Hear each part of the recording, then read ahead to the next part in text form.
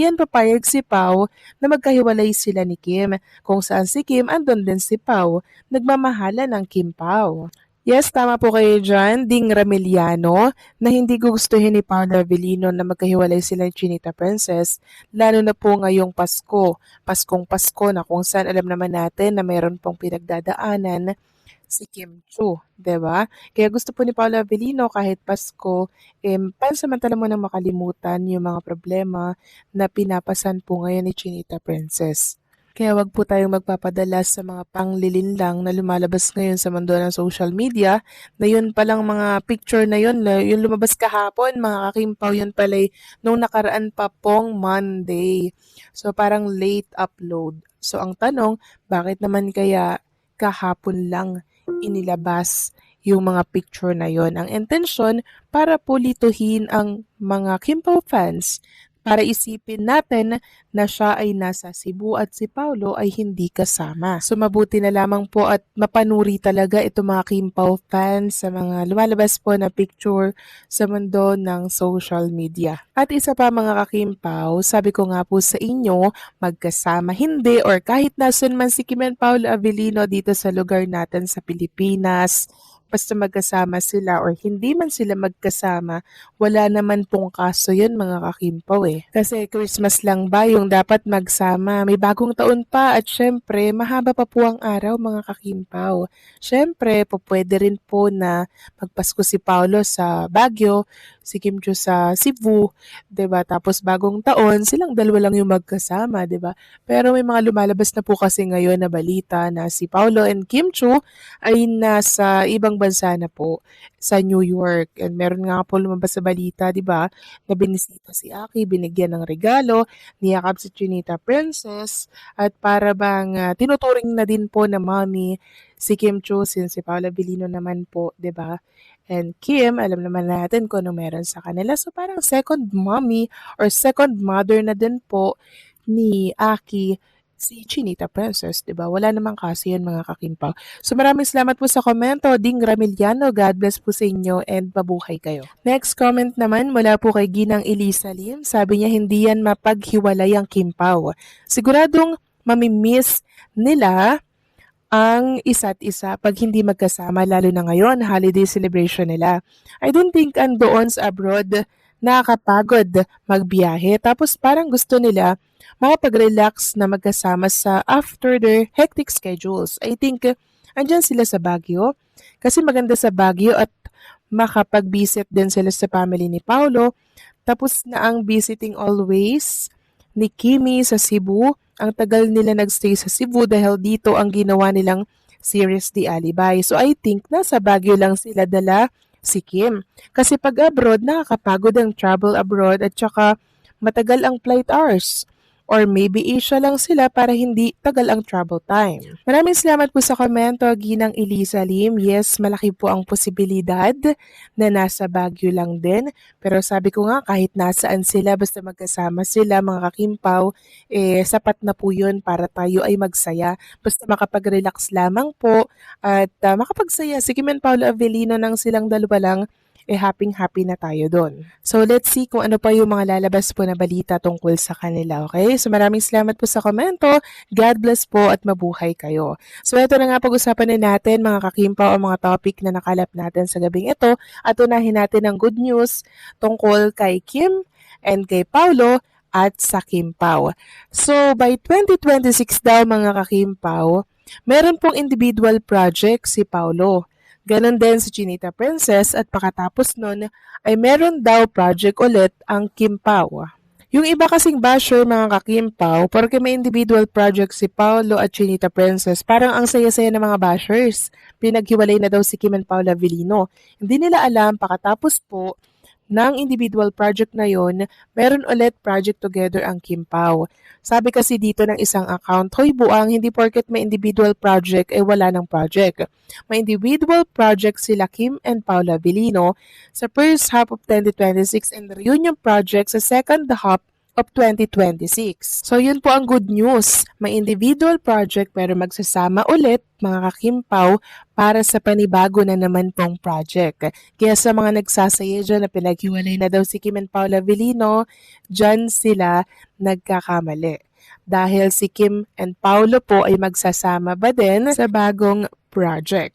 Kaya wag na po sanang malungkot or maniwala yung iba dyan na pinaghiwalay na daw si Kim and Paula Avellino. Okay? At ito pa ang isang good news mga kakimpaw. Sabi dito, by the way, as we speak, nasa eroplano sila on their way to their vacation place. Huwag makisakay sa tweet ko. May kanya-kanyang project, yes, pero may Kimpaw project in next year. So, ang tinutukoy niya dito mga kakimpaw na nakasakay sa eroplano on their way to the vacation is Kimpaw. So, ibig sabihin, hindi ko alam kung late post to mga kakimpaw, pero masaya na din tayo dito kasi nalaman natin na talagang confirm na si Kim and Paula Avellino ay nasa vacation patungo po ng ibang lugar. Kasi syempre, pwede silang makapag-relax doon. At saka isa pa, ang kagandahan po pag nasa ibang bansa ka, mga kakimpaw, kahit mag-holding hands kayo dyan while walking, wala pong iintriga sa inyo dyan kasi parang wala namang pakialam yung ibang mga lahi, 'di ba? Sa ating mga ginagawa. Ganyan po sila sa ibang bansa. Pero pag nandito po kasi sa ating bansa, syempre kaliwat kanan po yung mga camera, 'di ba? Pagkakaguluhan ka, so hindi po sila makakagalaw ng malaya. So pag nasa ibang bansa kasi sila mga kimpaw, kahit ano pwede nilang gawin doon, walang mangiintriga sa kanila. So kahit papaano may kalayaan po sila in public places sa ibang bansa, 'di ba? Parang doon nararamdaman po nila na parang normal na tao lang sila, 'di ba? Pag nandito kasi sa atin, talagang dinudumog sila. Kaya kung nasa naman si Kim and Paula Avellino na bansa, mag-enjoy lang kayo dyan. Sulitin nyo yung oras. And syempre, sulitin nyo ang holiday kasi by 2026, siguradong hectic na naman ang schedule ni Kim, ganun din ni Paulo Avellino sa mga individual project na meron sila. 'Di ba? So, huwag kayong malungkot kung individual project kasi magkasama pa rin sila sa mga susunod po na proyekto. Para sa mga Kimpaw fans, natural lang na makaramdam ng halo-halong emosyon kapag nalaman na magkahiwalay na project sina Kim Chiu at Paulo Avellino. Maraming fans ang sanay at nasanay na silang magkasama sila sa isang serye o proyekto, kaya ang balitang ito ay maaring magdulot ng konting lungkot o pagkabigo. Pero sa kabilang banda, maari rin itong maging pagkakataon para mas mapalawak ang mga kakayahan ng bawat isa at makita silang nag-explore ng bagong roles at projects. Ang mahalaga, kahit magkahiwalay ang kanilang mga proyekto, ay manatiling suportado ang kanilang career at talento. Hindi rin ito nangangahulugang mawawala ang kanilang chemistry. Ang fans pa rin ang maghuhubog ng energy at suporta nagdudulot ng excitement sa bawat proyekto ng kanilang paborito. Sa balitang magkahiwalay na project sina Kim Chiu at Paulo Avellino, masasabi kong ito ay normal na bahagi ng industriya ng showbiz. Kahit na maraming Kimpaw fans ang nasanay sa kanilang tandem, ang pagkakaroon ng magkakaibang proyekto ay nagbibigay ng pagkakataon sa kanila na mas maipakita ang kanilang versatility at talento sa iba't ibang roles. Sa kabilang banda, natural lang na may kaunting lungkot o pagkabahala ang fans dahil hindi nila agad makikita ang parehong chemistry na nakasanayan nila sa tandem. Pero hindi ito nangangahulugang nawawala ang kanilang samahan o ang suporta ng fans. Ito ay isang paalala lang na parehong artista ay may sariling growth at career path na dapat ipagdiwang. Kung titingnan sa positibong pananaw, ang magkahiwalay na projects ay pwede ring maghatid ng bago at exciting na content sa fans at maaring maging dahilan para mas ma-appreciate ang bawat isa kapag magkakasama ulit sa hinaharap. Malaking balita talaga para sa lahat ng Kimpaw fans. Marami ang sigurado na nagulat at medyo nalungkot ng malaman na magkahiwalay na proyekto sina Kim Chiu at Paulo Avellino. Natural lang kasi na nasanay tayo sa kanilang tandem, sa bawat eksena, sa bawat kilig moment, at sa bawat sweet na interaction nila sa screen. Ramdam na ramdam ng fans ang chemistry nila. Para sa marami, ang tandem na ito ay parang perfect pairing na hindi madaling palitan. Pero sa kabilang banda, dapat rin nating tingnan ang positibong aspeto ng sitwasyon. Ang magkahiwalay na proyekto ay hindi nangangahulugang natatapos ang kanilang samahan o nawawala ang connection nila sa fans. Sa halip, ito ay pagkataon para ipakita nila ang kanilang individual talent at versatility. Para kay Kim Chiu, ito ay isa pang paraan para mas mapalawak ang kanyang repertoire at ipakita ang iba't ibang roles na kaya niya. Para kay Paulo Avellino naman, pagkakataon itong ipakita ang depth at range ng kanyang acting sa bagong proyekto. Para sa fans, syempre, may kaunting lungkot at pangungulila dahil hindi agad-agad makikita ang iconic na tandem sa screen. Pero ito rin ang tamang oras para suportahan sila bilang mga individual. Ang tunay na fan ay hindi lamang sa tandem sumusuporta, kundi sa talent at growth ng bawat isa. At sino ang nakakaalam? Maaring sa hinaharap, magkaroon ulit ng bagong proyekto ang Kim Pao na mas exciting at puno ng kilig moments kaysa dati. Sa huli, ang balitang ito ay isang reminder. Kahit magkahiwalay sa proyekto, ang connection nila sa fans ay nananatili.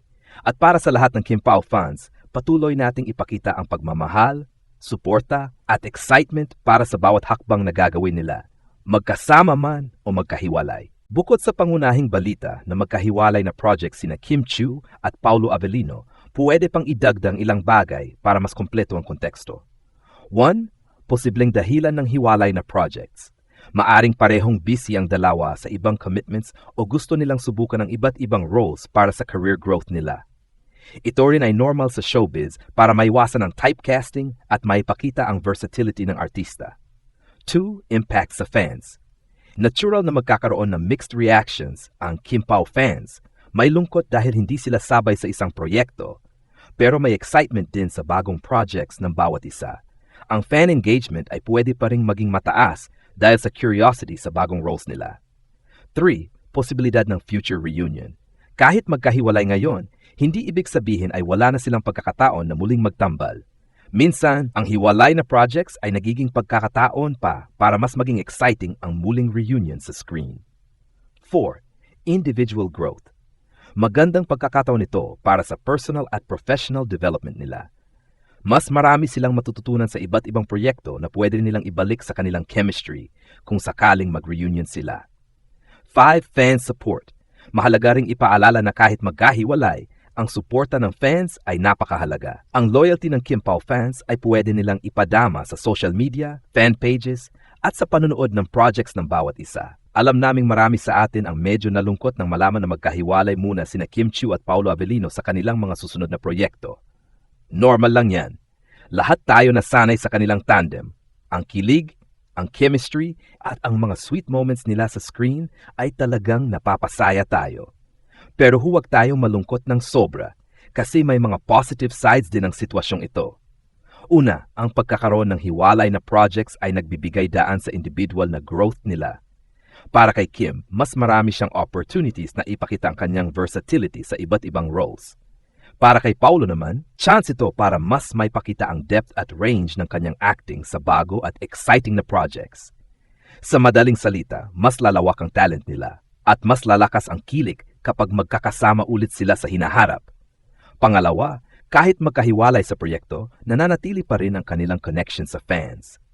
Ang loyalty at suporta ng Kim Pao fans ay mahalaga, kahit sa social media, sa panonood ng bagong projects, o simpleng pag-share ng love at encouragement sa kanila.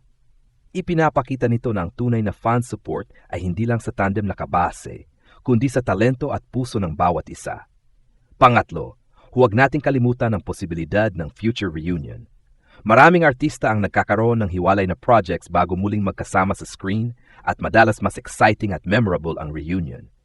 Kaya, sa halip na malungkot, pwede rin nating tingnan ito bilang countdown sa next Kim Pao kilig moments. Sa huli, Kim Pao fans, ang balitang ito ay isang paalala.